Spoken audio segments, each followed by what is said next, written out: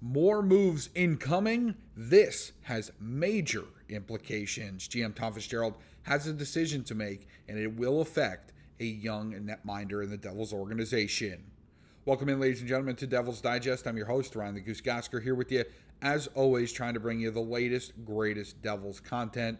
But before we get into that, I want to give you a chance to be one of the first 500 subscribers here to Devils Digest. We need your help. Let's get to 500, okay? And then we can keep building from there. It's kind of nuts because I remember our first 10 subscribers, and now we're well over 400, trying to get to that 500 plateau, and then we'll try to grow from there. So let's get into the program. Talking today about a huge Devils decision that they have to make. GM Tom Fitzgerald has to make it, okay? And I don't think it's a particularly easy one, all encompassing. I think financially it's going to be a very easy one for New Jersey to make, okay? That is regarding goaltender Jake Allen. Jake Allen got traded here from Montreal. They ate up a good part of his salary they retained, is what it's called. In other sports, just called eating salary, okay? Montreal ate a lot of his salary when they came over here. Very good deal for the Devils. Okay, it worked out well, and again, Allen, I thought the 1 year was basically him and Kakinen who were the starters, and they were just 1 and 1A. Whereas this year he was very clearly the 2 behind Jacob Markstrom. Markstrom missed about 5 weeks. Okay, I think it was about 3 weeks a game actually, because I think he missed all of the Four Nations tournament. And even when he came back, Markstrom struggled a little bit. Allen stepped into the role perfectly. So much so, I mean, even on the year, you look at it down at the bottom, still had a .906 save percentage for this season. So it's very, he still had a good year. That's not a save percentage you put on a plaque and, hang it in Prudential Center outside of, whatever section. But it's still a good season overall on the save percentage for Jake Allen. And again, as I mentioned, when Jacob Markstrom struggled coming back from injury, he was the guy that really saved the Devils in that time frame. Now, I know the Devils, obviously didn't have the postseason success and run that we wanted to, but at the time, Jake Allen saved their season, okay? And that's the reality of the situation. So, Jake Allen, again, is going to be a free agent, okay? And, the talks have started. He wants to come back. I believe he said that in his exit interview. The Devils have that $14.39 million in cap space to be able to spend. The question's going to be, do you give Jake Allen a contract and use up what is projected to be $3.5 million? Or do you ride with Nico Daws being the backup? Daws, who also didn't play a ton last year, but when he came up was good for New Jersey. So the question becomes, as I just said, do you pay Allen the $3.5 million, or do you stick with Daws as your backup on the cheap contract that he has? It's a great question. It's one, as I said, all-encompassing is not an easy response based on what Allen brings to the locker room, what he brings to a team. He's a Stanley Cup winning goaltender, all that kind of stuff. And a tandem of him and Markstrom is a really good idea. And you saw that if Markstrom goes down, Allen has the capabilities to step into it. I will say that $3.5 million for them is too much. I just think that's not it's not an ideal situation for New Jersey because they have so many other holes. As everybody here has pointed out in the comments, there's a lot of holes on this roster, okay? And if you think that there's a lot of holes on the roster, then you can't be putting $3.5 million towards your backup goaltender.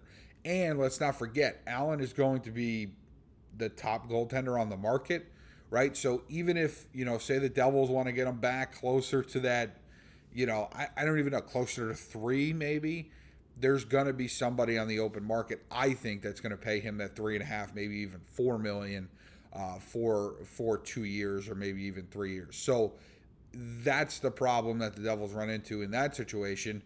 There are going to be other suitors. If there were not going to be any other suitors, then you're negotiating against yourself and trying to figure things out that way. But I think the Devils should let it ride with Nico Daws. I've been on here saying that before. However, my reasonings are not only that you gotta let Daws develop at some point, because you look at the Devils and development as a whole has been an issue.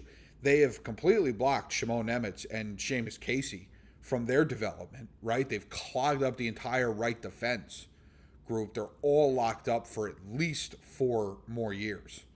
So, they've already done that. You need to, at some point, let one of these prospects develop. And Daws has shown good signs when he's been up here. Now, again, has he, been otherworldly? No. But I think he's earned the spot to be the backup next year. And as I mentioned, a lot of you have said it in the comments. And, I think it to a degree. I don't think there's as many holes as there is in a piece of Swiss cheese. But the Devils are looking to be aggressive this offseason, and it is going to be an expensive market, which means every dollar is going to count. The Devils obviously still have some other moves, in my opinion. Andre Palat, that should free up hopefully $6 more million. Okay, but the Devils are going to have to be aggressive, and they're going to have to spend. And if they're going to have to spend, they're going to have to save somewhere else. And I think backup goaltender is the right spot for them to save. And I think, I think letting Daws be the backup is the best decision for this team. And again, they still have guys developing, coming up through the system. At some point, they need to get ice time, as we get in here. And again, I think this would be a huge year for Daws. Markstrom on the last year of his contract. Obviously, the Devils are going to want to bring him back if he can show he can still play and stuff like that.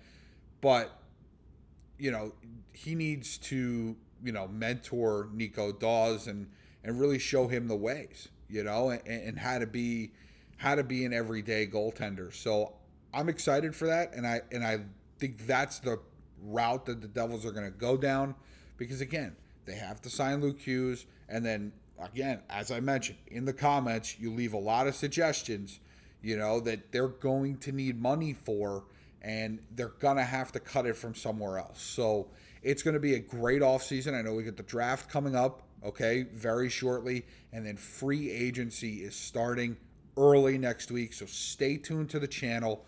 We've got everything broken down for you. I actually believe my partner Aiden Barrett's going to do a live stream for the NHL draft. Devils not picking in the first round, but obviously that doesn't keep them out of anything. There could be some big trades coming, stuff like that. So it's a great time to get invested into Devils Digest. So go ahead, hit that subscribe button for me. Come on now.